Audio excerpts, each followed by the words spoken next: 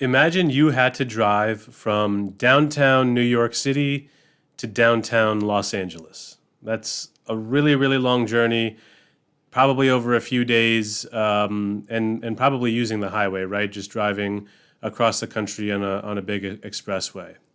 But now imagine, right before the journey starts, you're sitting in traffic, right, waiting to get outside, get out of the city, and a bike messenger whizzes by. And all of a sudden you're like, huh, that guy he's moving and I'm not.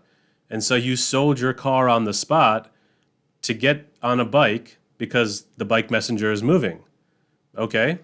So you're moving now and you're moving and you're not stuck in traffic anymore. But as soon as you get outside of the city and onto the open road and the open expressway, that bike is not going to do much good when you have to travel across the country. It's the wrong vehicle for the job. Selling your car to buy a bike just to speed up, you getting outside of the city is an absurd reaction to the example, right? To traffic, to a minor inconvenience. Sure, you can get outside of the city real quick, but again, what happens to the rest of your journey?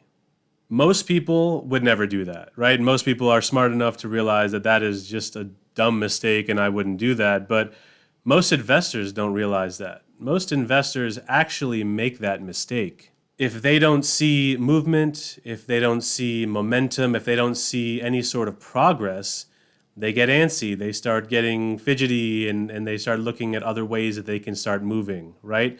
Maybe I dump whatever I'm in right now and buy the new best thing because, hey, that's moving. What ends up happening is they're making short-term decisions for a long-term journey. In reality, though, someone else's quick path has nothing to do with your journey. The bike messenger moving in the city has nothing to do with you traveling across the country.